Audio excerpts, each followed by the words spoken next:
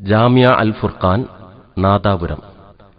കേരള മുസ്ലിം നവോത്ഥാനത്തിന്റെ പാത വെട്ടിത്തെളിയിച്ച കേരള നദുവത്തുൽ മുജാഹിദീൻ സംസ്ഥാന കമ്മിറ്റിയുടെ നേരിട്ടുള്ള നിയന്ത്രണത്തിൽ പ്രവർത്തിച്ചുവരുന്ന ശ്രദ്ധേയമായ സ്ഥാപനം. അജ്ഞതയുടെ അന്ധകാരത്തിൽ കഴിയുന്ന മുസ്ലിം സമുദായത്തെ വിദ്യയുടെ പ്രകാശധാരയിലേക്ക് നയിച്ച KNMന്റെ മഹത്തായൊരു കാൽവെപ്പ്. ഭൗതികതയുടെ ദുസ്വാധീനം സമൂഹത്തെ ഗ്രസിച്ച വർത്തമാന യുഗത്തിൽ ധാർമ്മികതയിലൂന്നിയ അക്ഷരവിപ്ലവത്തിലൂടെ സമൂഹത്തെ പരിവർത്തിപ്പിക്കുകയെന്ന ഉദാത്ത ലക്ഷ്യത്തെ മുൻനിർത്തി സ്വപ്നം നെയ്തെടുത്ത ഒരുപറ്റം മനുഷ്യസ്നേഹികളുടെ സ്വപ്നസങ്കല്പങ്ങളുടെ എളിയ ആവിഷ്കാരം. 2005 രൂപം നൽകപ്പെട്ട ജാമിയ അൽ ഫുർഖാൻ വളർച്ചയുടെ പടവുകൾ ഒന്നൊന്നായി പിന്നിടുകയാണ്. അൽഹംദുലില്ലാഹ്. നാദാപുരം ചരിത്രമുറങ്ങുന്ന നാട്. കോഴിക്കോട്, കണ്ണൂർ, വയനാട് എന്നീ 3 ജില്ലകളുടെ അതിർത്തി പങ്കിടുന്ന പ്രദേശം. നാടിനും വീടിനും വീട്ടുകാർക്കും വേണ്ടി മണലാരണ്യങ്ങളിൽ വിയർപ്പൊഴുക്കി സ്വയം എരിഞ്ഞ് മറ്റുള്ളവർക്ക് വേണ്ടി ജീവിക്കുന്ന പതിനായിരക്കണക്കിന് പ്രവാസികളുടെ സ്വപ്നങ്ങൾ ഇവിടെ പെയ്തിറങ്ങുന്നു. സാമ്പത്തിക പുരോഗതിയിലും തന്മയത്വം നഷ്ടപ്പെടുത്താത്ത നാദാപുരത്തുകാരന്റെ നിഷ്കളങ്കതയും ദേശസ്നേഹവും ചോദ്യം ചെയ്യപ്പെടാവുന്നതല്ല. ഭൗതിക പുരോഗതിയിൽ നഷ്ടമാകുന്ന മൂല്യങ്ങളുടെ സംസ്ഥാപനം ആര് നിർവഹിക്കുമെന്ന കാലത്തിന്റെ ചോദ്യത്തിനുള്ള ഉത്തരം അതാണ് ജാമിയ അൽ ഫുർഖാൻ.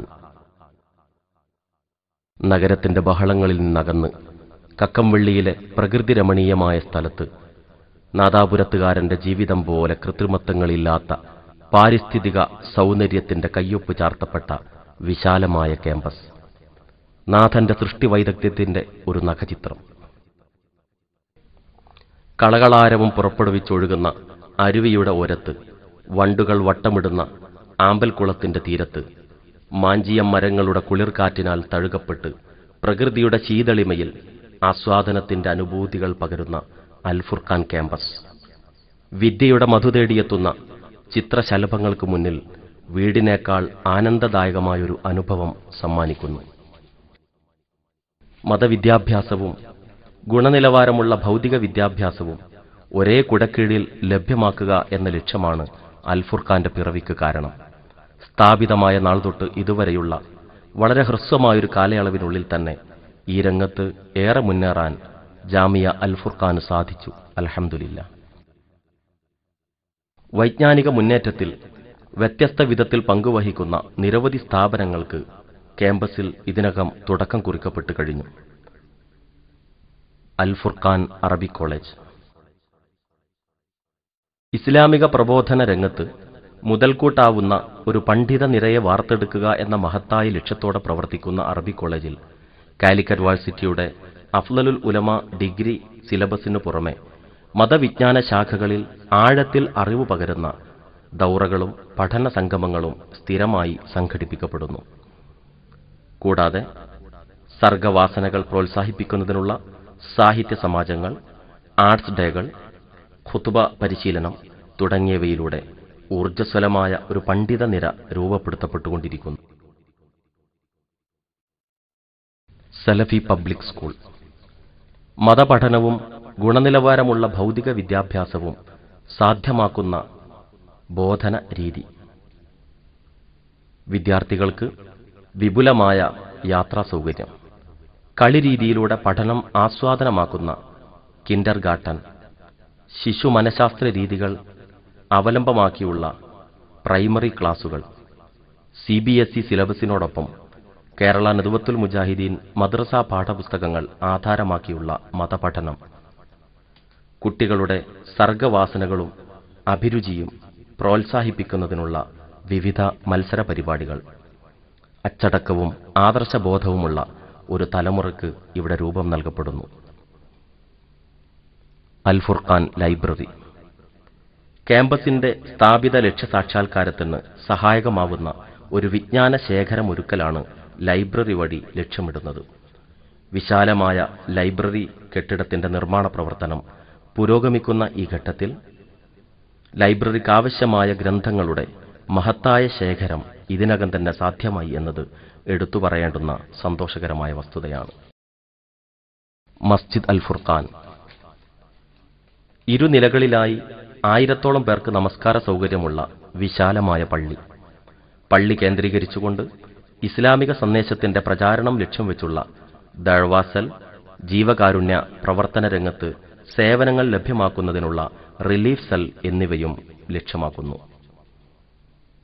ചുരുക്കത്തിൽ, കേരളത്തിന്റെ വിദ്യാഭ്യാസ സാമൂഹിക മണ്ഡലത്തിൽ പ്രതീക്ഷയുടെ പുതുനാമ്പുകളാവുകയാണ് ജാമിയ അൽ ഫുർഖാനിൽ തല ഉയർത്തി നിൽക്കുന്ന സ്ഥാപനങ്ങൾ. ആദർശമാർഗത്തിലെ ഒരു ചെറു കൂട്ടായ്മയുടെ നിസ്വാർത്ഥ സേവനങ്ങളാണ് ഇതിനു പിന്നിലുള്ളത്. നന്മയുടെ ഈ കൊച്ചു ചെടിയെ നിങ്ങൾ നട്ടുവളർത്തുക. ജാമിയ അൽ ഫുർഖാൻ നിങ്ങളുടേതു കൂടിയാണ്, നാം സ്നേഹിക്കുന്ന നമ്മുടെ പ്രസ്ഥാനത്തിൻ്റേത്. നിങ്ങളുടെ പ്രാർത്ഥനയും സഹായങ്ങളും എന്നും ഉണ്ടായിരിക്കട്ടെ. നാഥ, ലക്ഷ്യത്തിലേക്കുള്ള പ്രയാണത്തിൽ നീ ഞങ്ങളെ തുണയ്ക്കണമേ. ാണെന്ന് ആ യഹ്യയിൽ വന്നിട്ടില്ലേ? അത് സ്വീകരിക്കാൻ കൊള്ളുമോ? പേരോട് മറുപടി പറയണം.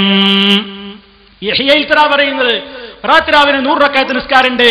ആ നിസ്കാരം ചീത്തയായ ബിദ്അത്താണെന്ന്, വിവരമുള്ളവർ അതിനെ തള്ളിക്കളയണമെന്ന്, അതിനെ എതിർക്കണമെന്ന്, അത് ബിദ്അത്തുൻ ഖബീഹ, അത് ചീത്തയായ പുത്തനാചാരമാണെന്ന് നവവി ഇമാമിനെ പോലെയുള്ളവർ പറഞ്ഞിട്ടില്ലേ? എന്നിട്ട് അത്തരത്തിലുള്ള കള്ള ഹദീസുകളെന്ന് പറയപ്പെടാവുന്ന നിലക്ക് ദുർബലമായ സംഭവങ്ങൾ എങ്ങനെ ഗസാലി ഇമാമിന്റെ കിതാബിൽ കടന്നുകൂടി? നിങ്ങളാണ് മറുപടി പറയുക.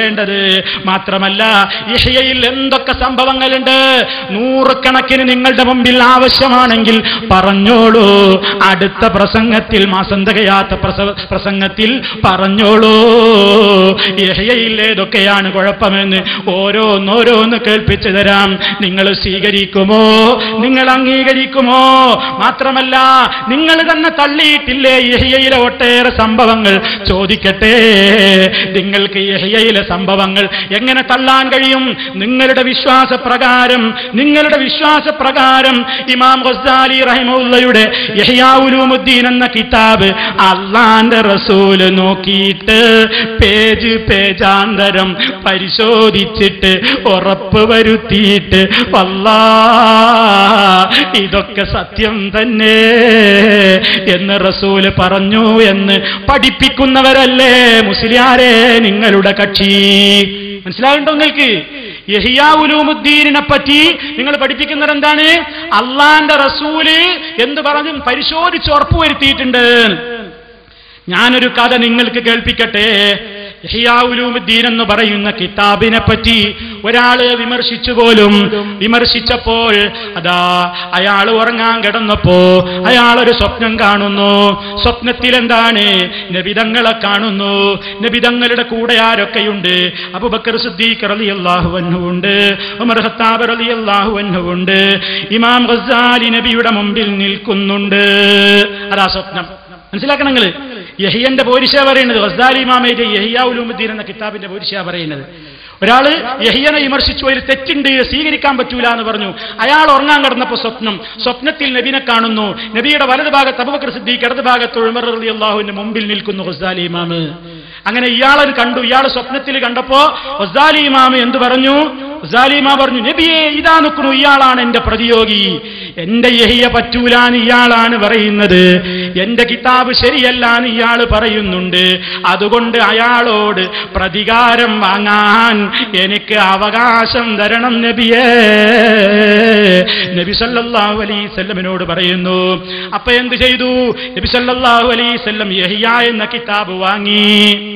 നബി യഹ്യാ എന്നുള്ള കിതാബ് വാങ്ങിയിട്ട് ആത്യന്തം പരിശോധിച്ചു. എന്നിട്ട് അവിടുന്ന് പ്രഖ്യാപിച്ചു, അല്ലാഹുവാണ്, ഇത് നല്ലൊരു വസ്തുവാണ്.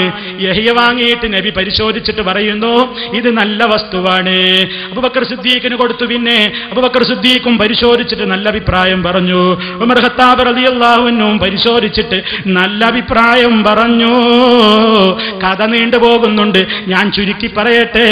അങ്ങനെ അവരൊക്കെ പരിശോധിച്ചിട്ട് ഇത് നല്ലതാണല്ലോ എന്ന് പറഞ്ഞിട്ട് കുറ്റം പറഞ്ഞയാളെ പുറത്ത് അടിക്കാൻ നബി സല്ലല്ലാഹു അലൈഹി വസല്ലം വിധിക്കുന്നു.